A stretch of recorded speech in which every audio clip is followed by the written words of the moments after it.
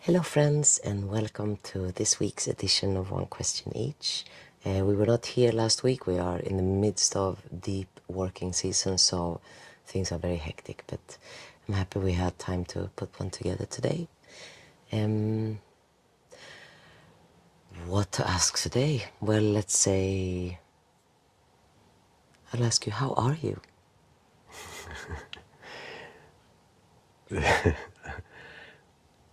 It's a good question. When It's a people good ask you that question. in the... And it's a question that very often just like passes by as a polite saying hello phrase. I'm tired.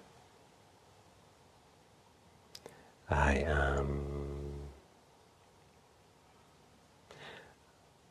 am having almost a dual existence between very, very deep somewhere that is beyond circumstances and simultaneously dealing with a ton of circumstances and work and practicalities and people. I feel I am maintaining an okay balance, but maintaining that balance in the last 2-3 weeks, I feel tired.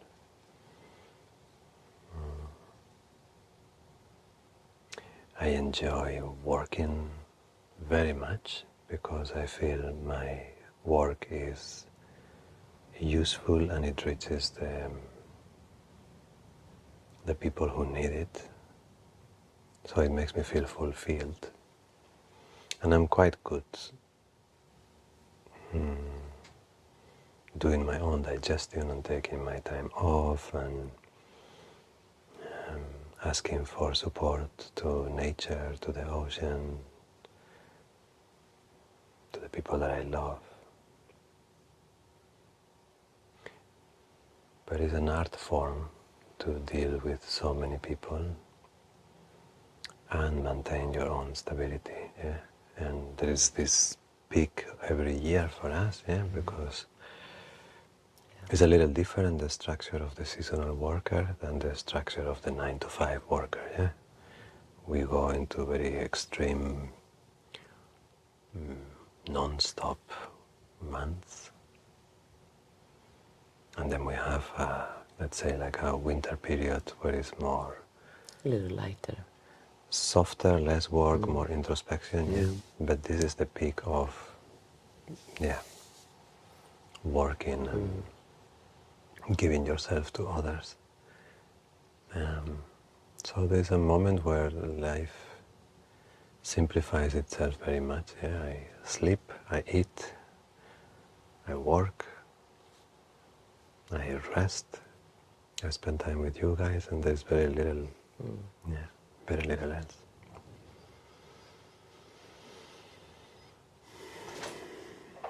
And you think that it's not just because we are working a lot and the seasonal workers, it's also something that, of course, all teachers, all people that are in some way or other holding space for others, and especially when the space you're holding is for somebody to look at their issues or to heal it does have a different load on the space holder or the teacher.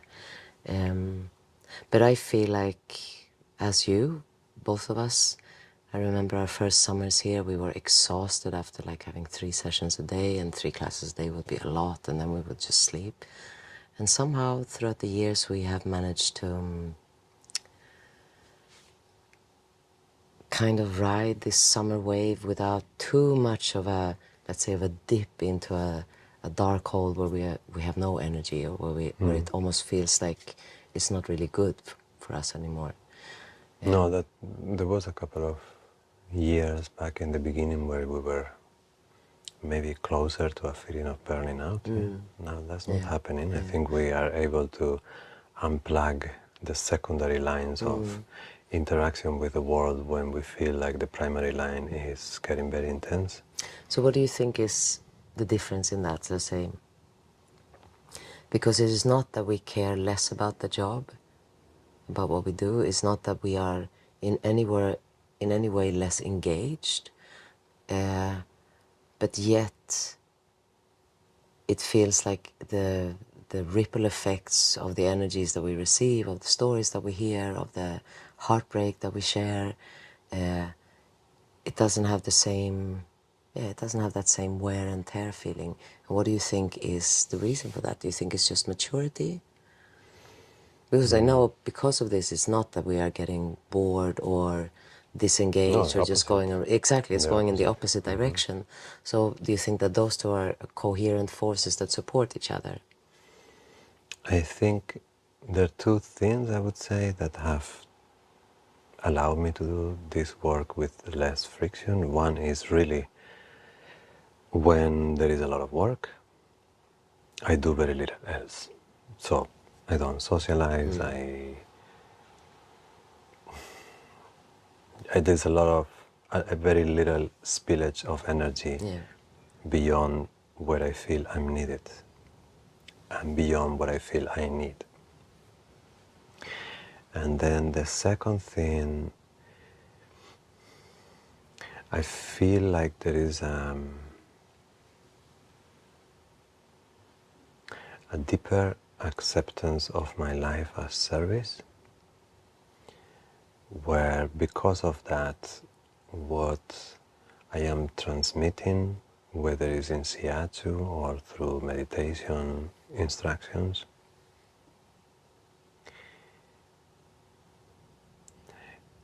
as a service is in itself complete, and then I need very little recognition.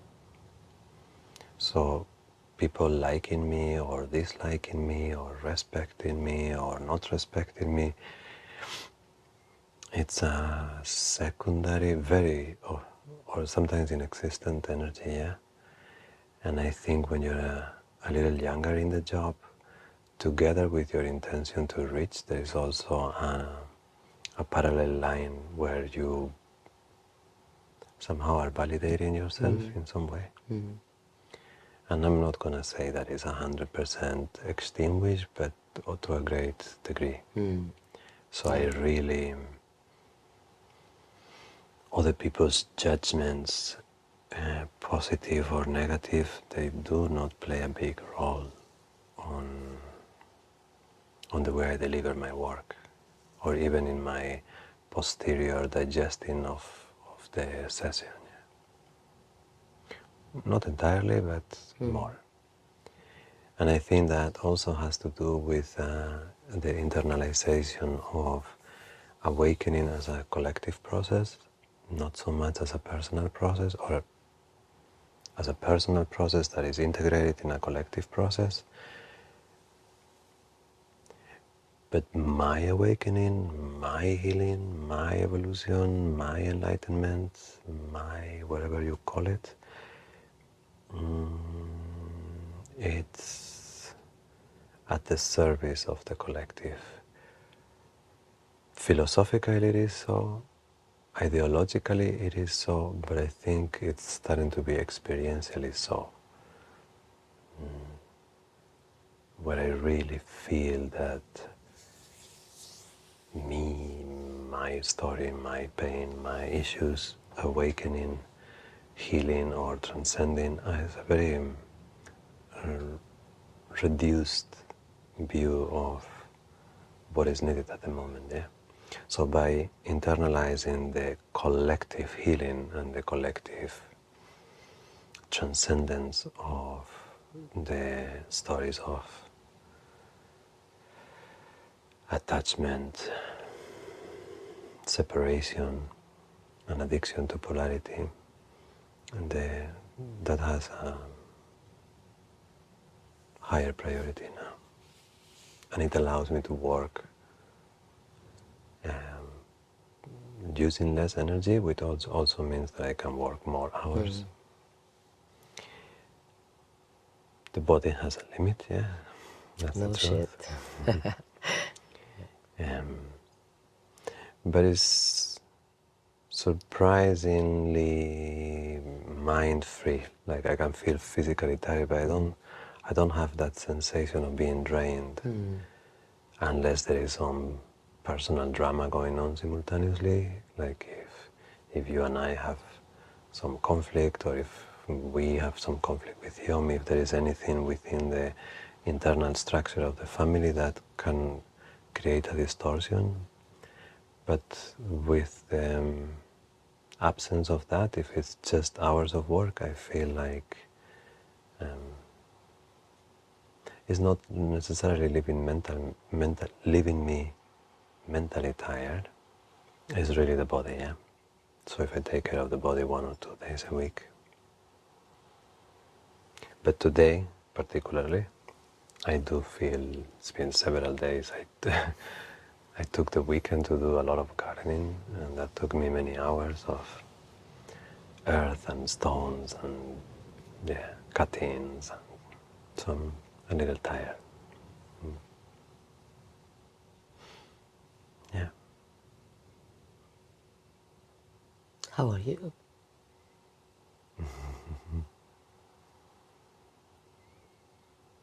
People are. It's interesting because also by seeing people every year, you get a sample of how the world is changing as well, yeah? Yeah. And I do feel a receptivity that is higher now to the necessity to do this kind of work. Yeah, there's a lot of people that are scared, bewildered, confused, and all of a sudden find themselves without the ground of having any sort of perception of what is to come next. Yeah, I think that is uncovering another underlying question, yeah, because I think with the development of psychology, let's say, there is a lot of effort being placed on healing our individual stories, our particular storylines, our childhoods, our personality development, yeah? But as the world is approaching this meta-crisis, which is a crisis in all levels, I think besides understanding who we are, there is an increasing importance in understanding what we are. And I think this Could individual... you unpack that for the Yes. viewer? The differentiation in your mind between who you are and what you are? It's not easy with words, yeah? But who you are implies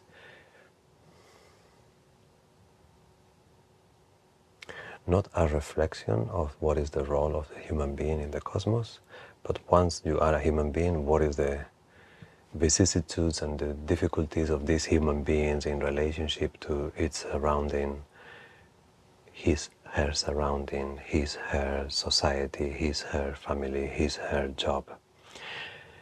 But when the relationships to the society that we have created, the civilization that we have created, do not explain what is going to happen to this civilization, then we start to wonder, what is my place in the cosmos? What is my place in relationship to life? What is my place in relationship to the evolution of the planet? What is my place in relationship to the dance that consciousness is playing to know itself? So the human being appears to be a cosmic tool for consciousness to take a step somehow, a bridge.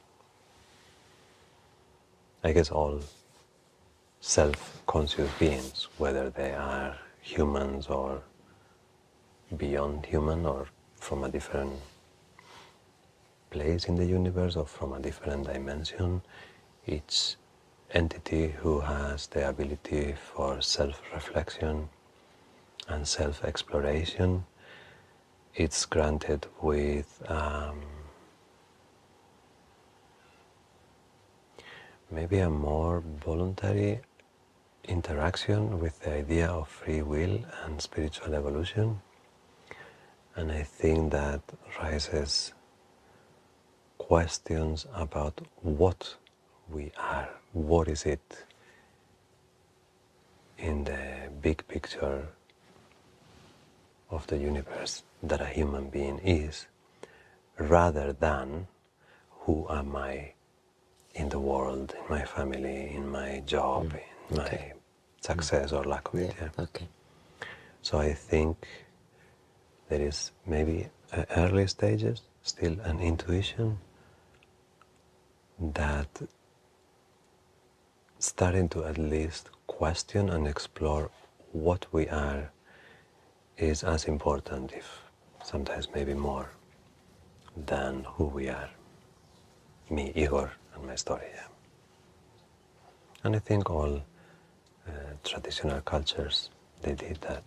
They all refer to the spirit, they all refer to the soul, they all refer to the great intelligence and our relationship to that as another being of creation. And that would be independent of, I don't know, if you had a divorce or if you had a twisted ankle. Yeah. Would you say that that is in any way linked with sense of purpose or sense of meaning for the being? Yeah, I think so. So Because that if question would link you towards a place when, for example, when you're disillusioned and you feel like, what am I doing here? The kids are grown, this is out of the window, this never happened, I thought. So maybe that line of introspection. yeah, I think it uncovers both the upper and the lower registers. Because if you understand your place in the cosmos, even if it is the beginning stages of the intuition of it, I think it unleashes your ability to play, because how small are we? Yeah. So you can So it's not maybe, as serious in one it can sense. be in one Yeah. sense, you can allow yourself to be frivolous, and it's like, even if this planet explodes and we all go to pieces, yeah, how important is really in the big picture, yeah? So you unleash that sense of play and fun, and like almost like a child, yeah? Like you make a castle and then the tides come with the sun, yeah? You make a sand castle, the tide comes, it disappears. It's not that important, you can make a sand castle tomorrow, yeah? So I think it has that ability. And then it also frees you for the upper registers, where you feel really how important it is, your existence, how unique, how incredibly special. It's like to incarnate as a human being is almost like, yeah, like a diamond that has been created over a long period of time by exposure to very strong forces. But then I think that awareness doesn't come with the same sense of arrogance, where we are just the superior ruler of the planet and we do whatever we want to all the other species, or even to all the other humans who might have less ability or less financial capacity or less power. But instead, I think it compels you to use that privileged position as a human being for something meaningful, yeah? And something meaningful doesn't need to be incredibly huge, but it can be that in your parenting, you are understanding your place in the cosmos to pass a sense of belonging and love to your child. Or it can be that that song that you're making, or that book that you're writing, or that vegetable that you're planting in the garden, the action of it, the way you get lost in your present moment. I also think it is interesting because it's a clear paradox in a sense, because in the big scheme of things, is like this. It's 1 second. It's a millisecond. It's not even that. It's not even. It's barely seen in the big scheme of things. But at the same time, being born in this human incarnation, I think one of the things that I realize, which kind of ties in with this meaning and purpose, is that regardless, you are 100% influential. This incarnation is influential. So everything you do influences something, from the way you relate to nature, from the way you relate to your partner, the way you relate to the camera, to the way everything influences. So you are highly creative. So at the same time that you are so insignificant, every little thought, every little feeling is at the same time highly significant, because it will bleed onto the canvas that is our life. Yeah. Well, if you dwell for a second in the, even if it's impossible, yeah, in trying to understand the enormosity of the universe, yeah, both in terms of time and in terms of space, then me is like, yeah, not irrelevant, but yeah, a speck of dust. But then if you think all the effort, all the billions of years that the universe has employed to generate each one of us, so we can develop the awareness of belonging to that unity that the universe is, then all of a sudden it's important. There was a lot of supernovas that exploded and that were created and then exploded, and for you and I to be in this sofa having this conversation, yeah. So it's both, and I guess the way you weave the surface and the depth, the dualistic nature of reality and the non-dualistic essence of it, even that is unique to you. Yeah. So yeah, when you are, so I guess my mind is doing that. I'm dealing with the very much the specifics of each day and getting myself lost in the presence of giving a beautiful siachu to someone, or really present in the listening and transmitting in the conversation that I might have with somebody about whichever issue, about strategies to deal with pain of any kind, or how to improve our body posture, anything from the very mundane to the very deep. Someone might be grieving for the loss of their mother, or someone might be just having a bad posture, yeah? And simultaneously, a part of my being is dwelling in the understanding of how does that weave to my place in the universe, yeah? And somehow it's not mutually exclusive, but the opposite. And somehow it makes me use less energy to do the same thing at more depth in some way. Yeah.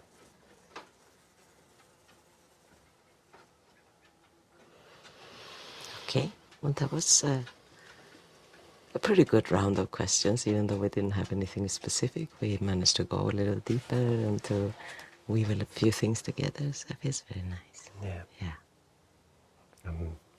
Apology if I don't sound more sparkly or vibrant.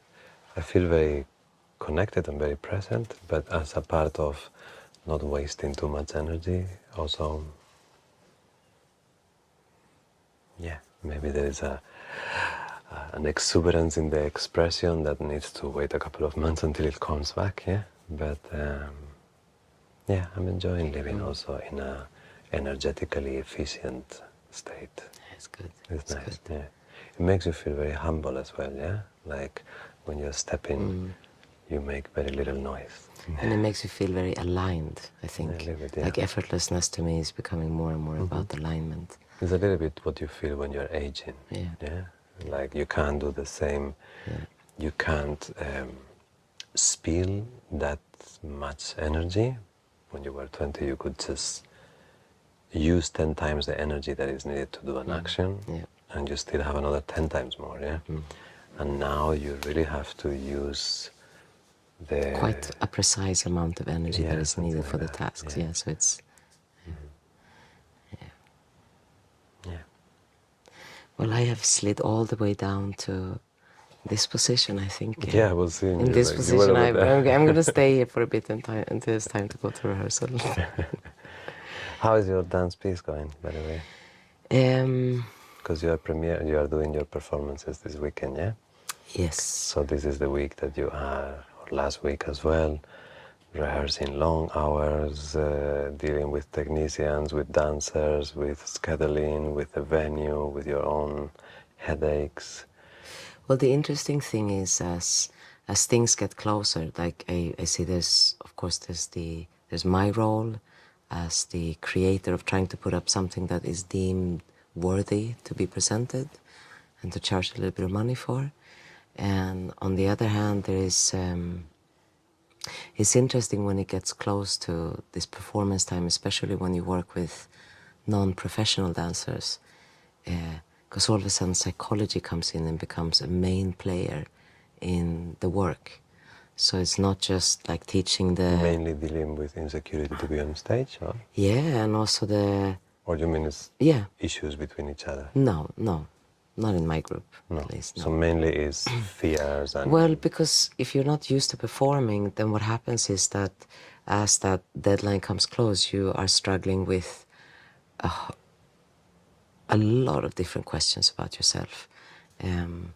What happens if you forget what's going to happen on stage, which happens very often. You go in, and if you're not very skilled, you have a blackout, and then it's like you don't remember what happens next, even though you've done it a million times. What happens? So those kind of questions, I know they arise in the mind of the people. And then in that same vein, of course, is, are you doing well? How am I looking? It's like there's so many, it's like all of a sudden you deal with children also in a different way, because our insecurities and our psychological doubt about ourselves, it becomes at the forefront. So it becomes more meaningful to work, but at the same time it's more heavy to work, because I have to get it on the road, so I have to like push, but at the same time you have to take care that there's a feeling of from me, that even if I want the absolute best from them, if they fall, if they forget what's going to happen, who cares? It's like a dance performance. But it is also important that it's not just that I don't care, because if you don't have that feeling of reaching a little bit, then once again, then you don't really know what you're capable of. So it is an interesting time. But yes, I am exhausted physically and psychologically, I would say. Next Monday I will be sleeping, I think, 12 hours, which I look forward to. All right. So if you guys want to see, those of you who live here, it's going to be Saturday and Sunday in Lagos. 22nd, 23rd. Saturday and Sunday? Yeah. Did I say it wrong? No. I'm just saying, if they see this in any other... Yes. Yeah. And 9 p.m., no? Yes. Yeah. Okay.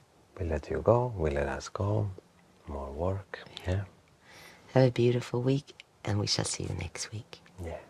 So guys, thank you for your support, by the way. Very beautiful. Yeah, it's very beautiful to hear your feedback, to read your feedback, to see that what we're doing is of service. Yeah. Thank you very much. Thank you. Thank you. Thank you.